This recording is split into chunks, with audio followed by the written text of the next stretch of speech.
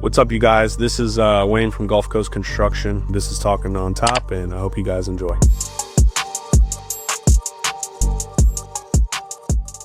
Just want to give a big shout out to Atlas, one of the main shingles that we sell out here in Texas as well as in Louisiana. They are such a huge help to our success as far as giving us a quality product every single time we put a shingle on a roof. We cannot thank our representatives as far as Renee Marks, Dan and Mark, and all the guys that we deal with when it comes to our services that they provide for us. So if you ever need a roof or you ever need a shingle put on anything in your life, make sure you go with Atlas. What's going on, my guy? Back at it, and I know you're about to have a baby here soon. We had a scare last week. Yeah.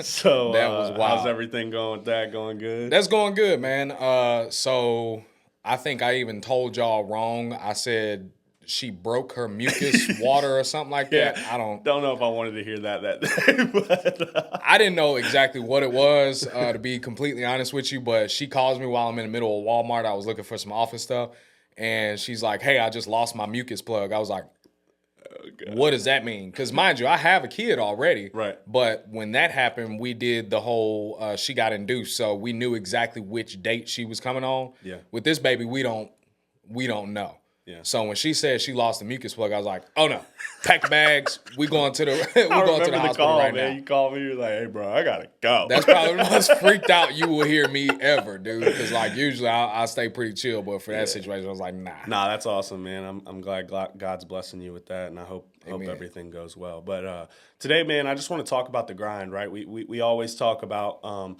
the adversity of the grind and how sometimes as far as an industry specific setting, door knocking and things like that, man, it could be dreadful sometimes, going out there every single day and doing the same thing over and over and over again and not getting the results you want at times, right? So in doing that, just work ethic in itself, we talk about how important it is to have a solid work ethic, how important it is to be able to discipline yourself mentally and say, okay, hey, every single day I'm going to wake up with a goal in mind. How important is it to keep those goals very clear cut as far as making sure, hey, when I wake up on Monday, I have X, Y, and Z that I got to figure out by Friday, and I stick to that?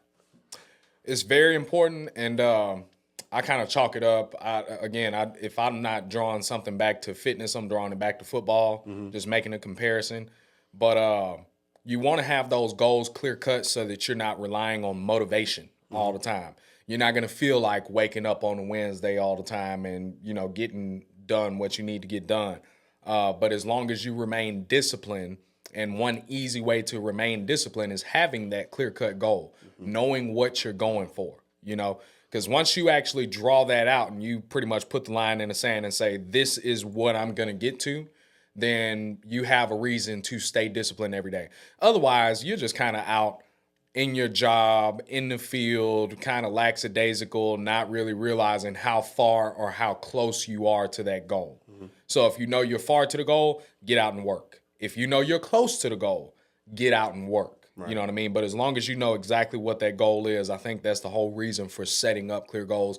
And that's why I came out here with a clear goal. Yeah. Was to make sure that I sacrifice the proper amount of time, if not more time than I need to get to that goal, to make it simple for myself, so I'm not keeping myself awake every night and trying to figure out whether or not it's going to I feel like goal setting is so important because it gives you something to look forward to, right? And it gives you a sort of ceiling as far as placing yourself and going, okay, hey, if I'm not reaching this, right, I'm not being successful. And it's a testament to yourself, right? How much can you challenge yourself, and how far can you go in that challenge to say, hey, this is what I want to attain, right? So many people, I feel like they short themselves as far as the potential that they really have because they're so scared to think outside of that comfort zone. And I feel like goal setting is a direct correlation with comfort, right? If you're not setting uncomfortable goals, you're not setting the right goals. And that is a big part of the development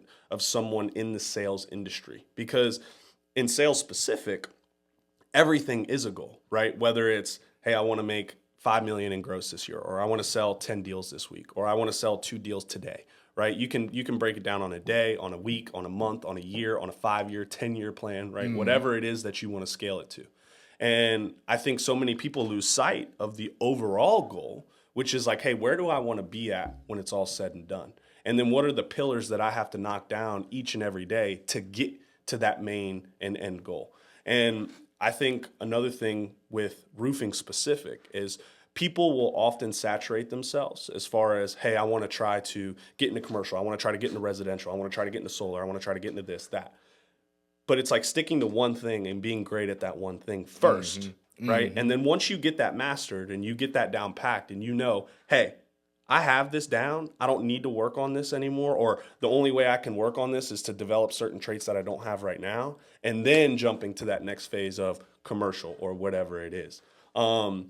So a little bit about, your experience. What have you known to work for you as far as, hey, I'm going to stick with this. I'm going to grind with this. And then from there, that's when I'm going to make that next leap into the next phase of what I'm trying to do. Yeah, it has a lot to do with what you were talking about. So with setting a goal, like not being modest with setting that goal. So, for example, when I started doing the general manager role, I spoke to somebody in the office, and it was at the beginning of January, and I was like, I'm trying to do $10 million this year. Right. And they looked at me like, it's like $10 million. Like, do you realize how much we have to do in the quarter? I was like, I don't care. Yeah. Like, I want to do $10 million this year, And so the thing that I found about that is it always keeps you hungry because I've stuck to that goal. Right. And mind you, if we don't do 10 million this year, but we do 5, okay, that's good. That still beats what we need to do, right? But at the same time, once I get to 5, I'm like, I'm still pissed off. I'm still hungry. You know what I mean? So as far as goals for myself, though, like when I first came in, my very first goal was I need to master whatever it is that we're selling. But then the second goal and the main goal has always been I want to become the best salesman in this entire business, right? Which was a big thing, especially because I made that goal when I was here for the second week. Yeah. And then all of a sudden I'm like, Armand made how much? Yeah, right. In the first year? Like, okay, let me do the math on that. That's a lot of freaking sales. Yeah. And then I looked at you, I was like, you made how much? You sold how much in Florida? So now I'm realizing, I'm like, okay, crap. That is an even bigger goal than I knew what it was. But that always kept me hungry to where I'm in the field week after week, not being satisfied with, okay, I got my, 2 signatures by Monday. And signatures just means that we have gotten the roof process started for somebody that is looking to get a new roof. Well, I would have some weeks where I end up with 6, you know what I mean? And that only came off of, and by the time you get to 3 in our company, you can take your Friday off. And I remember Travis was like, hey, bro, you can go home today. I was like, you are crazy. I'm not going home. Yeah. I'm absolutely not going home. So having that goal of being the best guy, I knew that I had gotten, let's say by the time I got to 10, like, okay, you're doing pretty good. Yeah. But there's still somebody else in this company that already has 40. Right. And seeing those guys that are successful, right, that drives you to be better than them. And I think it contributes to a lifestyle that you kind of have to inherit, right? Vince Lombardi said it best: when you strive for perfection, you attain excellence along the way, knowing that you won't attain that perfection. Yeah. And that's something that I think in the field and off the field, right? There's so many times where people neglect the off the field things that need to be done in order to attain that lifestyle of success. And that's where they fall short, right? As far as waking up on time, going and working out and bettering your health, right? You're a professional when it comes to training, right? So how important it is to have that established structure and taking care of your body, taking care of your mind, taking care of your mental, taking care of all of the things that it takes to be the best version of yourself. It is a lifestyle. And that lifestyle translates to your success in the field, right? Just like off the field with football. If you don't take care of your body, if you don't get the right amount of rest, if you don't get the right amount of nutrition, if you don't get the right amount of weight training and the strength training and the conditioning, right? You're not going to be the best athlete on the field. Right. You're not going to be the best performer on the field. And it's the same thing with your industry that you are in with sales. If you're not the best off the field, you will not be the best in the field. And we talked a little bit about it last time when we were saying, you can tell if someone's miserable in the field, right? When you're talking to them and you're in that sales conversation, if they don't like their job, well, you know right off the bat that's not the guy that you want to deal with. So having that healthy lifestyle off the field is what's going to translate to that positive energy and that positive outlook in the field. So what do you do as far as making sure, hey, I'm doing everything I can from the time I wake up to the time I go to sleep to be the best that I can be? There's little things that I do that I found that help my process along the way.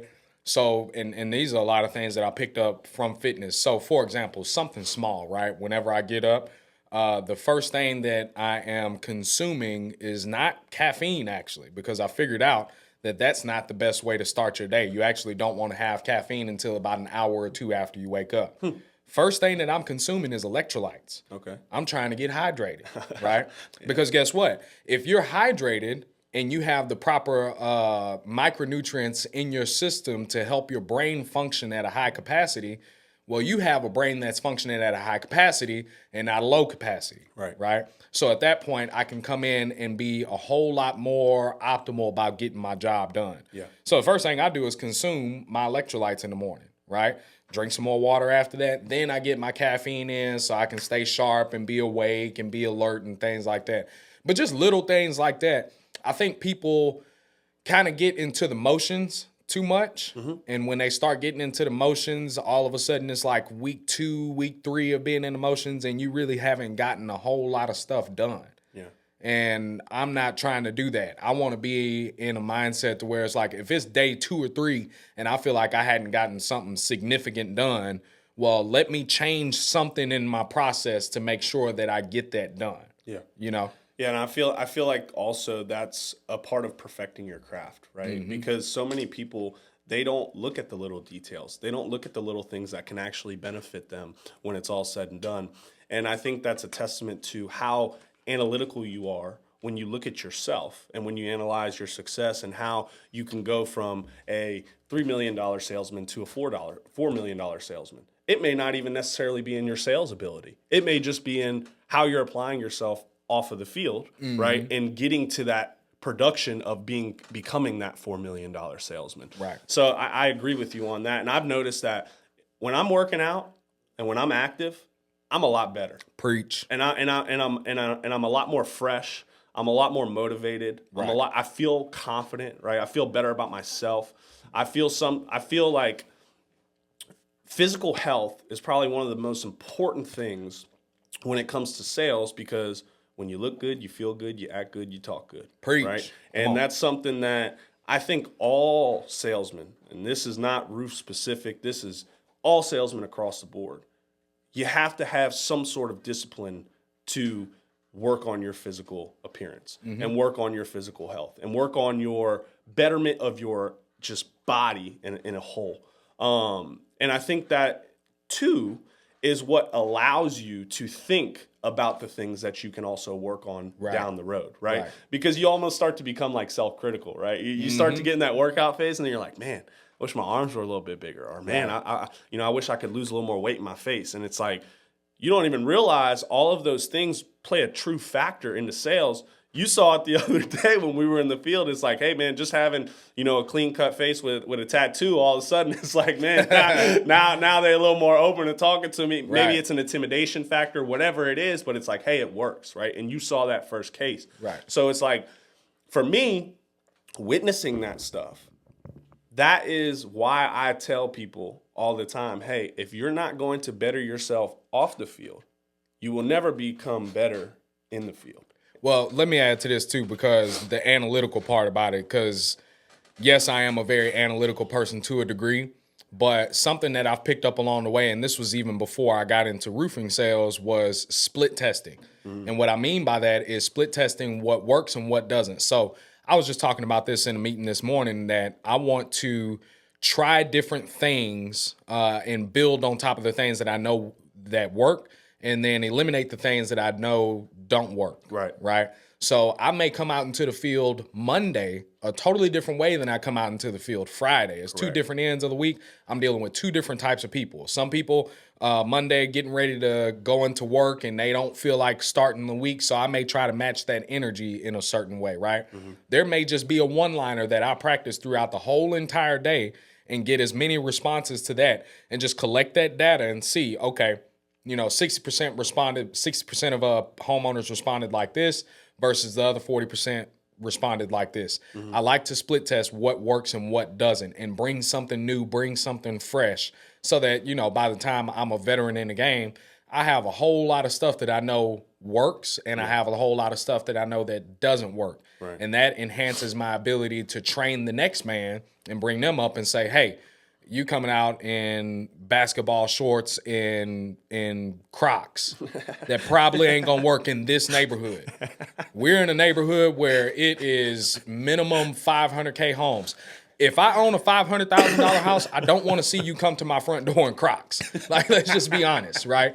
So let's split test something a little different, right? Let's try putting the jeans and the boots on. Right. Let's see how that works. Right. And if you get better reception in this area, well, now let's pin that down in your mental, your memory, and let's use that going forward. Yeah. So that's something that I like to do is analyze what works, analyze what doesn't, and I keep that in the database, and I throw the stuff away that doesn't work. Yeah, and I think too, like again, going back to you being locked in and the physical health aspect of it, now you're able to develop your mind into seeing, hey, now I can look at something and go, this may be a negative. Let me see if it is a negative. Right? Because all the time, I'll sit there and I'll think that I'm doing something that's working good, and I'll never look at it from a negative perspective, right? But once I do train my mind, like, hey, I need to look at this to see if it doesn't work. And when it doesn't work, why is it not working? And how can I change that? But the only way you can do that is if you dissect yourself. Right. And I think so many people lack that trait of dissecting themselves and really being like their own critic. You know,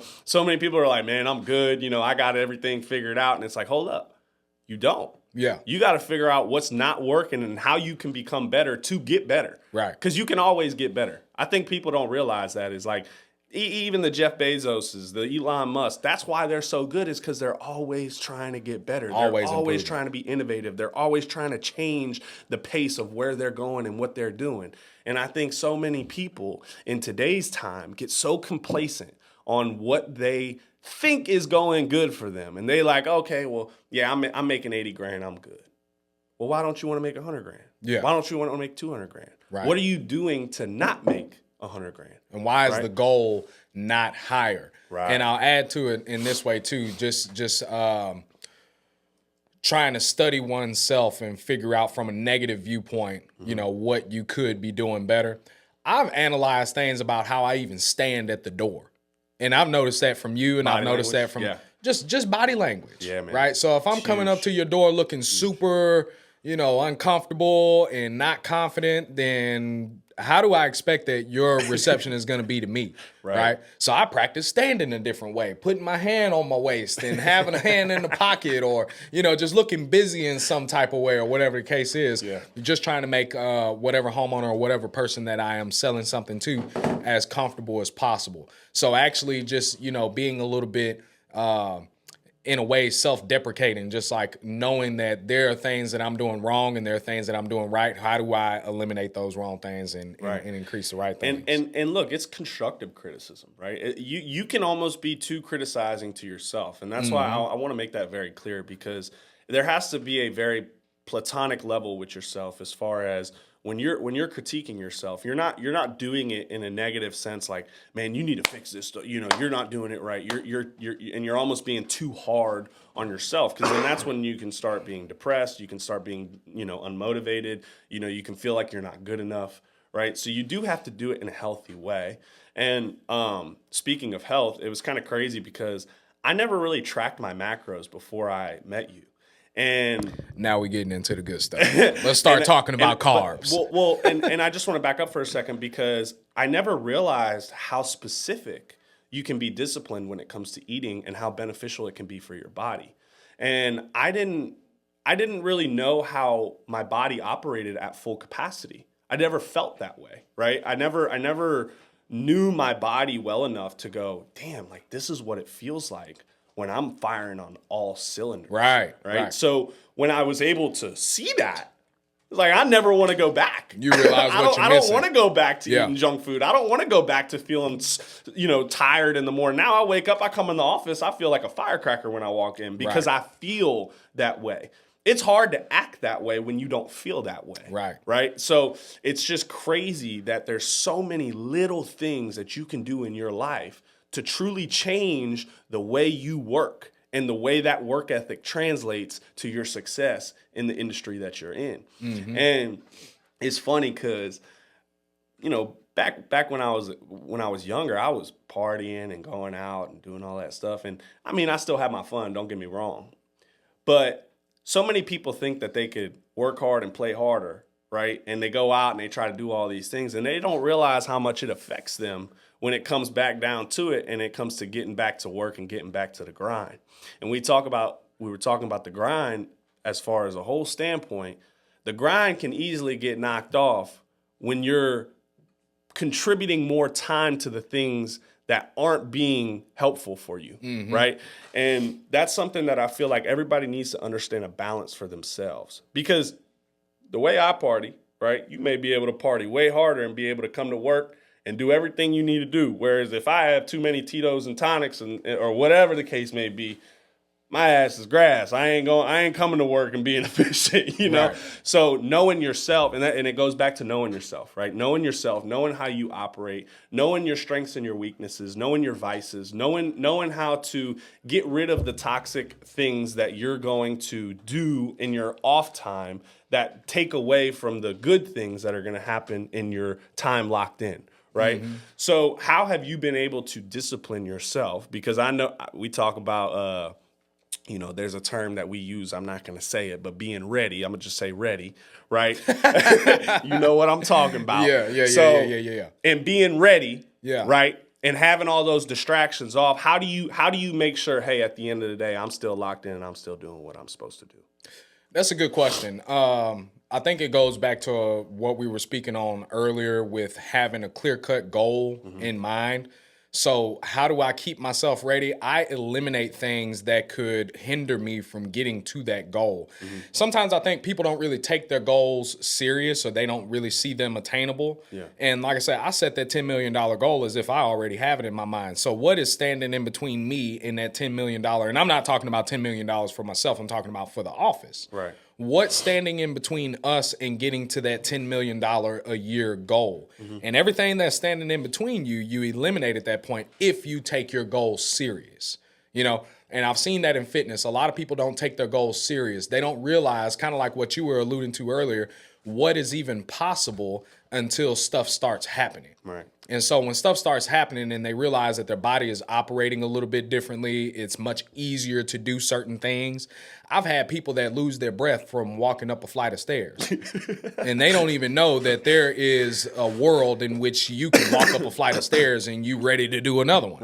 Right. So once you figure out that you can obtain that, now your mind should shift gears and like, okay, well, what else can I do? Right. So eliminating those things that are in the way, you not doing enough cardio, or you not watching sales videos outside of work, things like that. Right. I used to do something when I was headed out into the field. I would watch the masters in this industry on YouTube and study what they're saying at the door, so that by the time I get to the door, I'm not coming up with anything novel. I'm doing what these guys on YouTube were doing. Right. If it ain't broke, don't fix it. Exactly. So that's just a way to hone in on your craft and realize that, okay, after I make that first sale, now what do I need to do to make 3 sales? Right. What do I need to do to make 10, and so on and so forth. So it's really not complicated, but it's just a matter of having the will to do something about where you want to get to. Yeah.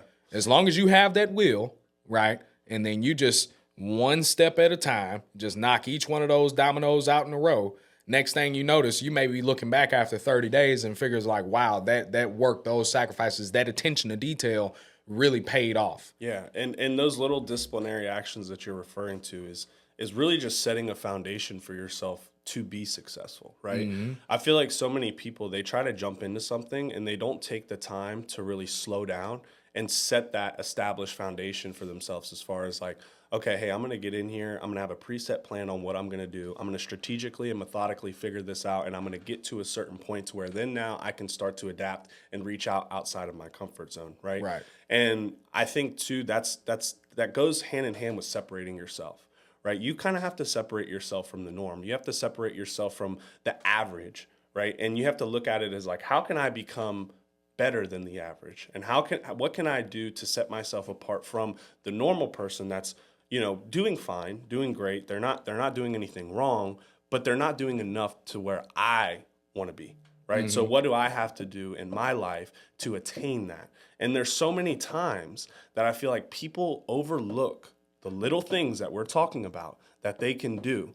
It goes back to like, dude, I remember I used to write on the white. I would come in here and write on the whiteboard by myself, and I would just write out. I would keep writing out, and it was just like all the thoughts that were in my head. I would just write on a board, so that way I could take a step back and I could actually look at what I'm thinking about. I feel like so many people think of things that are great ideas or great things, and they don't ever write it down. They don't document it, and it just kind of goes through one ear, and then it just gets flushed down a toilet when it's all said and done.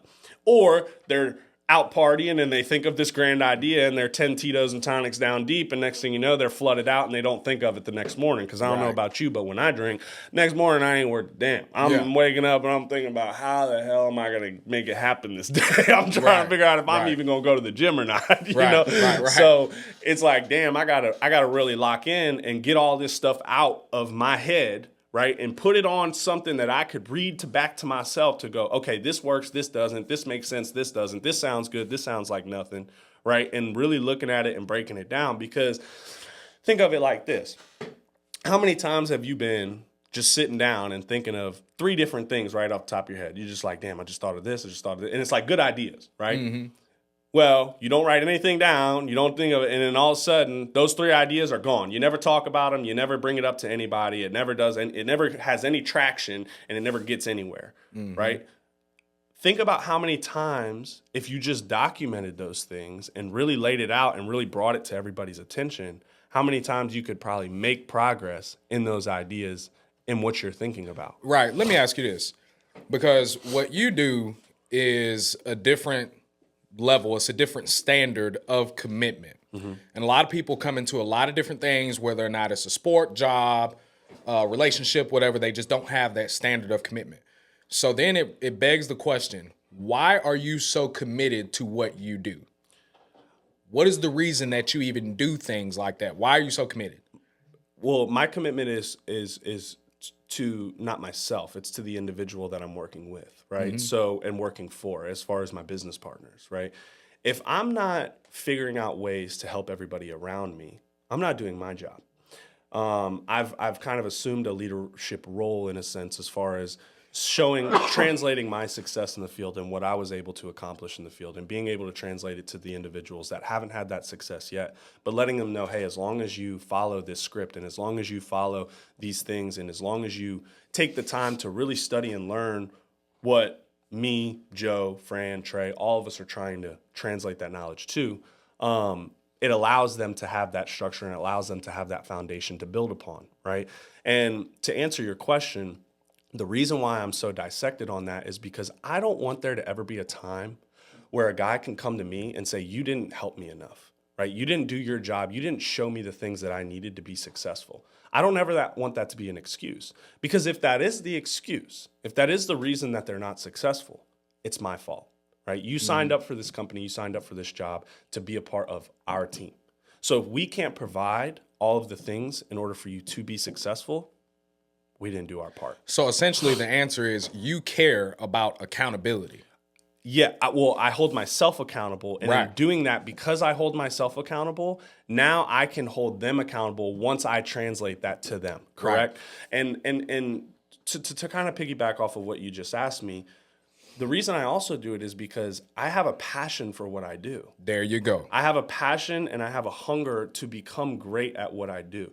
And that's not something that just is, everybody just has that, right? That is something that I actually developed over time due to the failures, due to the times where I didn't have everything going right in my life, due to the times where I wasn't as successful as I was, thinking about the times where I was broke and I had no money and I had $80 in my pocket and I had no furniture in my house and I was getting evicted out of my apartment in Los Angeles and I had no idea where I was going to go or what I was going to do. Thinking about those times and letting that fuel me and going, hey, I'm never going back there, right? But the only way I'm never going to go back there is if I have a team around me that's going to build around me, and that I'm able to build around me, and that I'm able to grow and flourish with, because I can't do this myself. Amen. And people who think they can do it in life themselves, they got it all wrong, brother. And that's something that I think so many people, they try to conquer these things, they try to do these things where all the time they're like, man, I can do this myself, I can build this company. You can't. You can't. No matter what you do, no matter how hard you try, Bill Gates, Elon, all these guys, they did not do it themselves. They had a team of strategic partners that developed these big corporations and built that overall platform and goal of what they had in mind. And that's the only way you're going to get there, bro, is if you have the people on your team to get you there with you. You know, it's not oh, hey, I'm gonna be the one to do I'm gonna be the one to do everything the way I can do it, and then that's just gonna lead me to the promised land. Because I guarantee you right now, if we went through a fire round and just started listing off things as far as what you're good at and what I'm good at, there's gonna be some things up there that you're better than me at that I'm not, right? So two minds work a whole lot better than one. And if me and you can work together and put all of those traits up there and then be able to maximize the potential of every single trait, you and me, not just me, Compound growth. it's always going to work out better in that favor. Right. So, you know, you just have to realize this is a team thing. This is a team-oriented place that we are in. This is something that, as far as an industry with sales, yes, you are your own boss, but at the end of the day, you have resources, you have leaders, you have management, you have all these things that you can lean on to better your success down the line. And I think in doing that, so many people try to do too much themselves rather than depending on the people around them and helping the business grow. Because guess what? If the business is growing, you're growing too. Right. So, you know, all in all, man, I think it's just a big testament to a lot of people that are trying to get into this industry, that are trying to work hard, that are trying to make the money, trying to make the business, trying to make the lifestyle. Don't try to do it yourself. If you can do it with a team around you, with people that have a common goal, a common mindset, we talk about it all the time. Everybody has to have that same fire, that same energy. If you coming in and you're lazy, well, you're going to get weeded out real quick because you ain't going to be able to survive with the lions that are sitting in this den. You follow me? So that is the most important thing, is just knowing, hey, I can't do it by myself. I can work on myself and I can be the best version of myself, and I can have everything that's working for me and working on that craft. And in doing that, when I have all of those other individuals working on themselves and the team is working on itself as a whole, that's the best possible success story you could ever have. Right. Right. So in doing that, you know, we can end it off with that, man. I mean, just always want to strive to be the best version of yourself. Always have the people around you that want to strive to be the best versions of themselves. And don't think that you're the only man in the bunch that needs to get something done. Because as long as you surround yourself with the individuals that are truly going to grow and prosper themselves, you will also be a part of that group. And I'll tell you this too, and I'll leave it off on this. Don't always think that the friends that you grew up with and the people that were in your life when you started out, don't think that they're always the best people for you down the line and for your family when it's all said and done and you grow up. Because you live and you learn and you grow and you grow outside of the box of what you were originally put up in. Don't be a product of your environment. Change the pace of your life, change the pace of your family, and set yourself apart and be the man that really changes the history and the future of what you sign up for. And that's it, man. I mean, it's just you can always be different. And always be better every single day if you really put your mind to it. Amen. Well, guys, that was a great talk. Don't drink 10 Tito's, tonics, and lime on the weekend. You won't try work. to come in and work hard the next day. It won't work. I've tried it. It sucks. It's terrible. Stay healthy. Stay positive. Stay enlightened. And we'll talk to you guys soon.